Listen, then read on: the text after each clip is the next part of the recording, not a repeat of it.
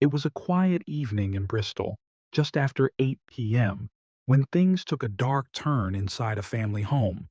The shouting got louder. Then came a sudden silence, followed by something much worse. A young child stood at the top of the stairs, watching what no child should ever see. Downstairs, someone was lying on the kitchen floor, bleeding. And the other person? They were already trying to hide what had just happened. This wasn't just a fight. It was the breaking point of a relationship full of jealousy, anger, and years of warning signs.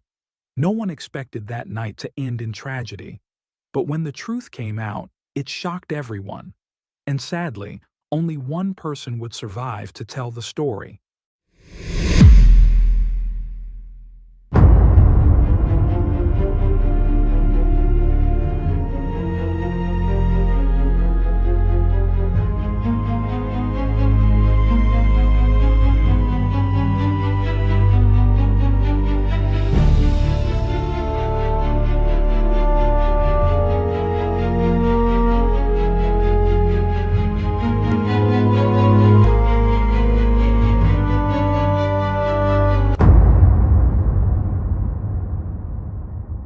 If you're a fan of true crime and criminal investigations, you won't want to miss our new book, The Ultimate Book of Serial Killers: 180 Files of the World's Most Notorious Murderers, now available on Amazon. You can also purchase the PDF version directly from our website for instant download. You'll find the link in the video description and in a pinned comment. Now, let's dive into today's case.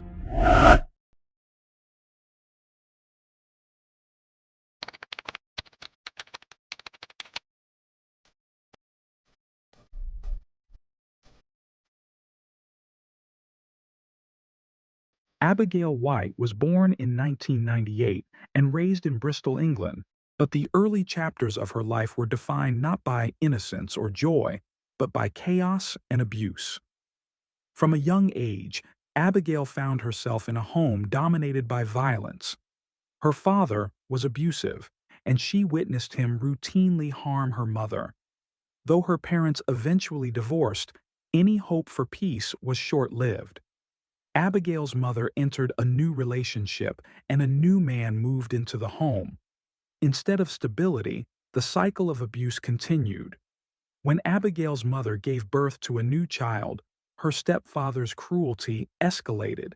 He began abusing Abigail. The trauma was finally exposed, and Abigail was removed from the home and placed into foster care. But the damage had already taken root. Foster care was supposed to be a turning point, a place to heal. But Abigail carried her scars with her. School became an ongoing struggle. She had trouble focusing, lashed out frequently, and reacted violently to the smallest disruptions. Her anger wasn't just surface level, it came from a deep place, a defense mechanism forged by years of trauma. She demanded control in all situations, often exploding when she didn't get her way. Eventually, her behavior led to expulsion, and she was transferred to a school designed for students with serious behavioral issues. She briefly lived with her grandmother, but even that environment proved too volatile. The elderly woman couldn't handle Abigail's unpredictable moods.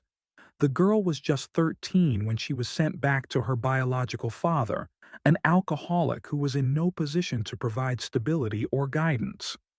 Though Abigail made efforts to attend therapy, her pain remained raw. She began drinking. Cocaine followed. She would later say the drugs were the only escape from the constant darkness in her mind. By 15, Abigail had attempted suicide twice. That year, she met her first boyfriend. It was her first taste of what she believed love could feel like. For 7 months, she felt some kind of happiness. But once the relationship ended, she spiraled again, and her next relationship would be even more damaging. At 16, she began seeing a 29-year-old man, an age gap that raised eyebrows, but no red flags seemed to stop the relationship. It lasted 2 years, ending shortly after she turned 18 and aged out of foster care.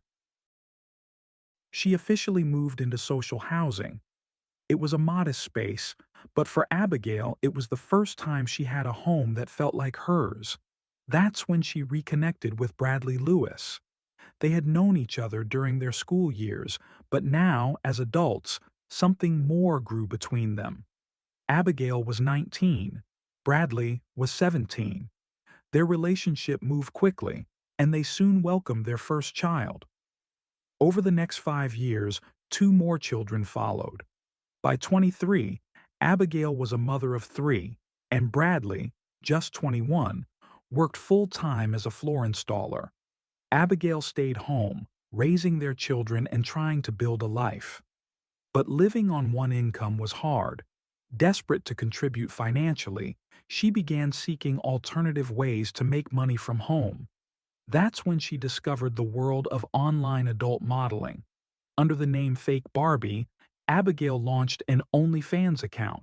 Her content was bold, provocative, and quickly successful. In just a year, she earned £50,000. Although her income eventually dipped, it still provided a steady stream of money and a taste of validation she had never experienced before. But money didn't solve everything. Behind the scenes, her relationship with Bradley was falling apart. Their home life turned toxic, marked by endless fights, violent outbursts, and repeated breakups followed by reconciliations. Neither seemed capable of walking away, even as the emotional damage mounted. Abigail's rage extended beyond the household. In one disturbing incident, she attacked a woman in a nightclub bathroom, convinced the woman had looked at her the wrong way. The victim was severely beaten, and Abigail was later sentenced to 12 months of community service. In daily life, Abigail was controlling. Everything had to go her way. She issued orders to Bradley with zero tolerance for disobedience. If he didn't comply, she would erupt. She demanded constant affirmation, from compliments to gifts, and any perceived neglect would trigger violent confrontations. Her addiction to attention was relentless. The relationship between Abigail White and Bradley Lewis had long ceased to resemble anything healthy. What remained was a tangle of fights, betrayals, and emotional warfare. Most days were marked by shouting matches and cold silences that stretched late into the night. The damage wasn't contained to just the two of them. Their children were caught in the middle, silently absorbing the chaos that surrounded them. From the outside, the answer seemed obvious. They needed to separate. But neither Abigail nor Bradley seemed ready to walk away. Their relationship was riddled with infidelity, yet they weren't in an open relationship. Both cheated, both knew about the other's affairs, and both reacted with jealousy. Abigail, in particular, demanded immediate replies to her messages. Any delay sent her into a spiral of paranoia, convinced that Bradley was with another woman, ironically, while she was also seeing other men. Their personal boundaries blurred even further when they began engaging in group sexual encounters. Their situation wasn't merely dysfunctional, it was explosive. Things deteriorated further when Abigail became pregnant and discovered that Bradley had not only been cheating, but had also fathered a child with another woman. For a time, he was expecting two babies with two different women. That betrayal intensified an already volatile dynamic.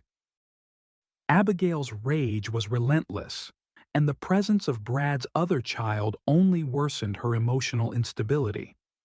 Friends and family on both sides warned them to separate before something irreversible happened. Abigail's parents openly despised Bradley, not only for his repeated infidelities, but also for inappropriate messages he had allegedly sent to Abigail's sister. Brad's family, meanwhile, had their own reasons to distrust Abigail, especially after she stabbed him in the leg during an argument. The wound wasn't life-threatening, but it left a physical reminder of the turmoil they both refused to escape. Around this time, Abigail's previous assault in a nightclub where she beat a stranger caught the attention of social services. Authorities ordered a welfare check, concerned for the well-being of the children. The verdict was clear. Abigail and Brad were living in a toxic and potentially dangerous environment. To avoid losing custody, they agreed to live apart. Bradley moved in with his mother, giving him his first taste of peace in years. That brief separation gave Brad clarity. He began to seriously consider ending the relationship for good.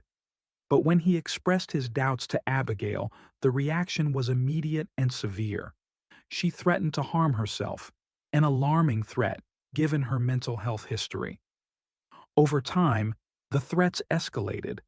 She said she would kill the women Bradley had cheated with, the mother of his other child, his own mother, and eventually, Bradley himself. By early 2022, Abigail's downward spiral continued in public view. She began posting aggressive and disturbing content on TikTok, airing the couple's dirty laundry with no restraint.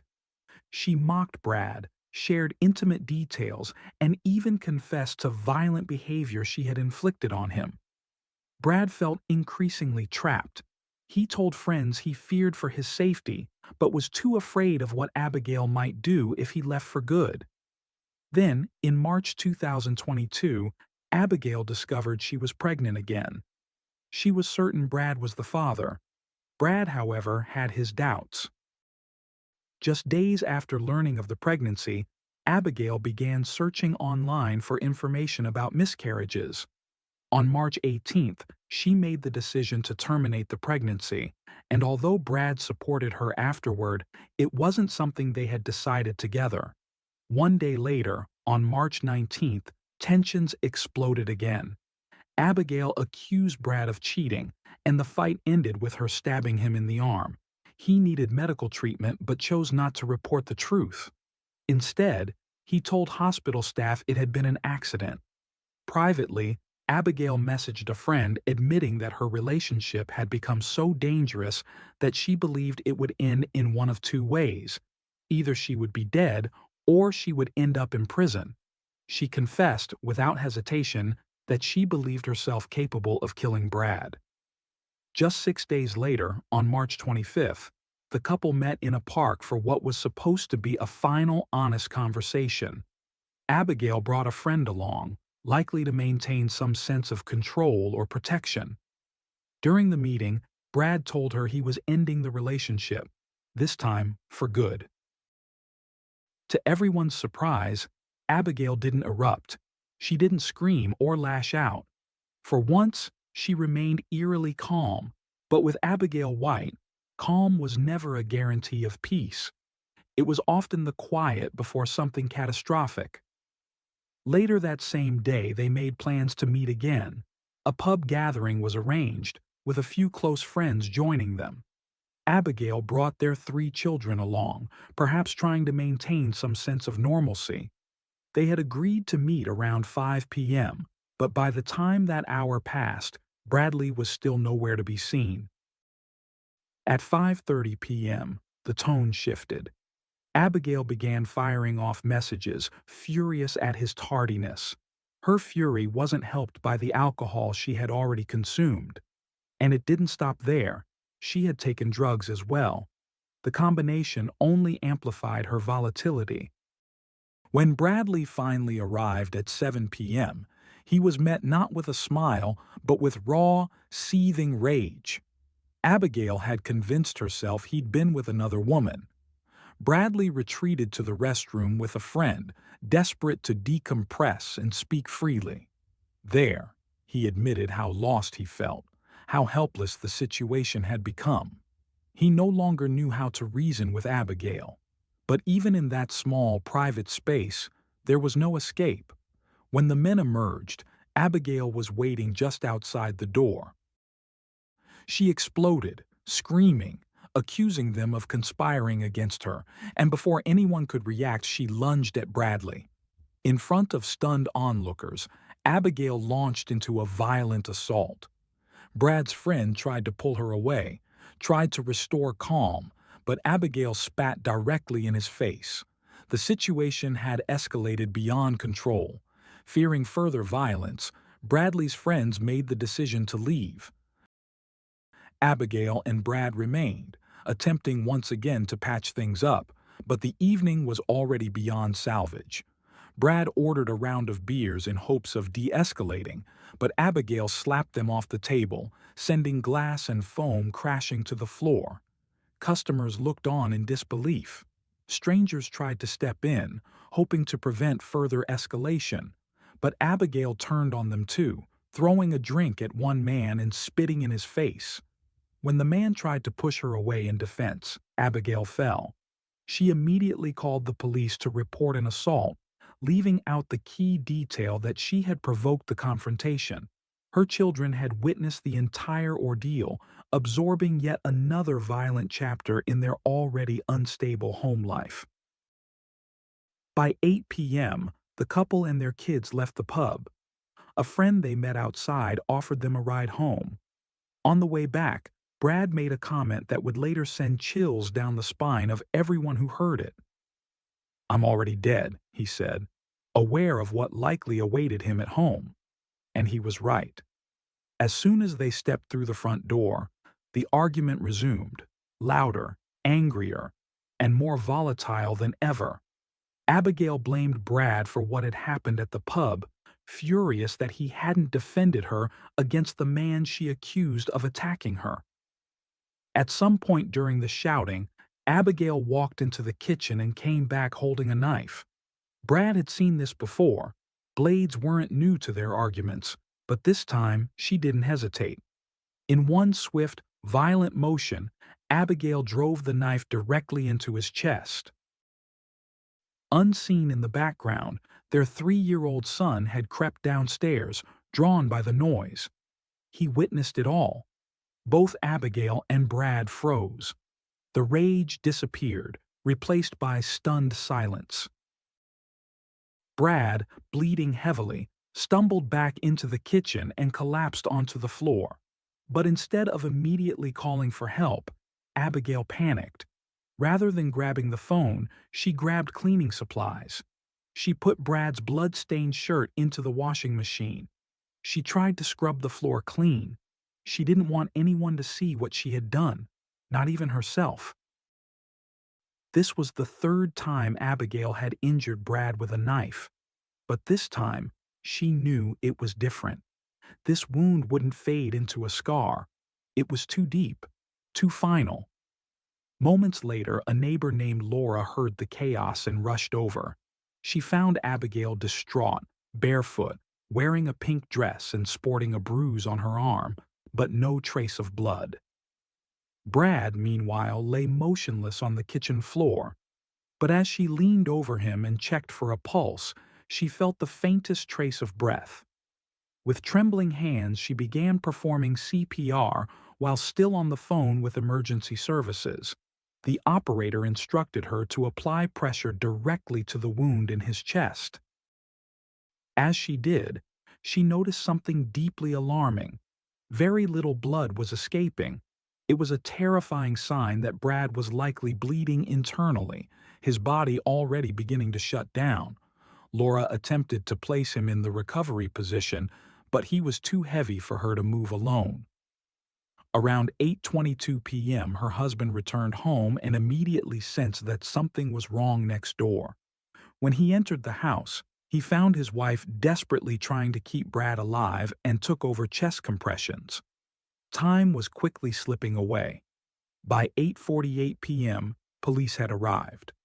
Abigail, already spiraling into hysteria, had called a friend and claimed that Brad had harmed himself. She insisted he had tried to take his own life and begged for reassurance that he would survive. The story had already begun to shift. Moments later, paramedics arrived.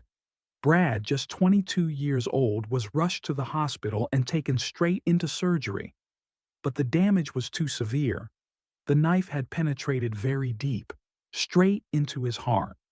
Despite hours of surgical efforts, doctors pronounced him dead. Back at the scene, Abigail White was arrested, but even during her interrogation, she stuck to a version of events that didn't add up. At first, she claimed Brad had stabbed himself. Then she changed her story, saying he had wrestled the knife from her. Later still, she insisted that Brad had grabbed her hand while she was holding the knife and forced it into himself. The narrative kept shifting, each version seemingly tailored to avoid blame. What Abigail failed to account for was the presence of a silent witness. Her 3-year-old son had seen it all. Incredibly, despite his age, the child was able to give police a clear and damning statement: "Mommy stabbed Daddy." It was a heartbreaking confirmation of what investigators already suspected.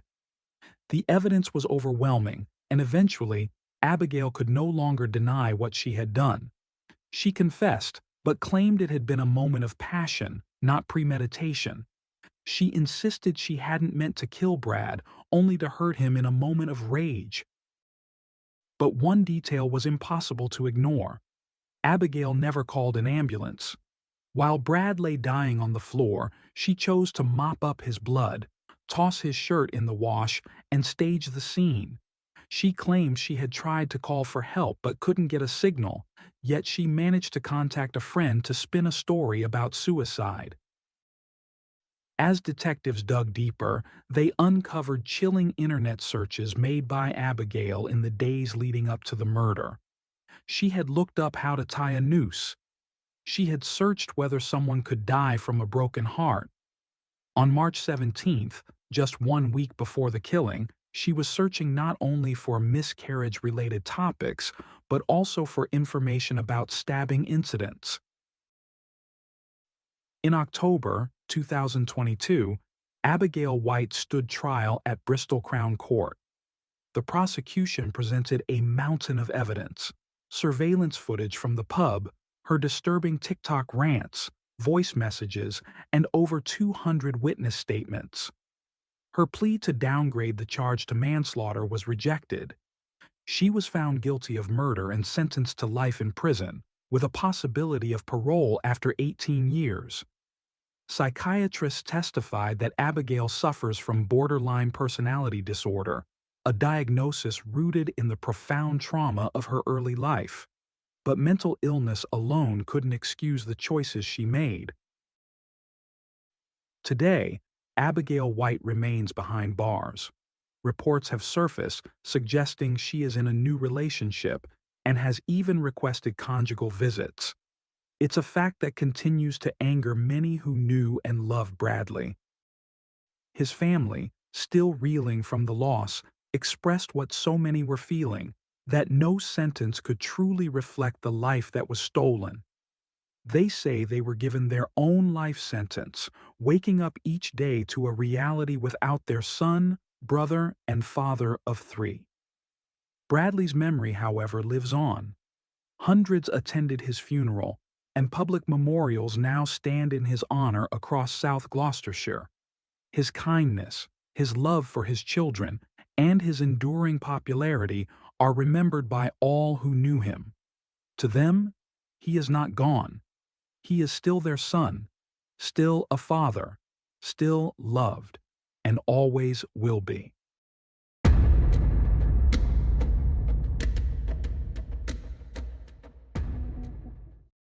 Thanks for tuning in to Unreal True Crime.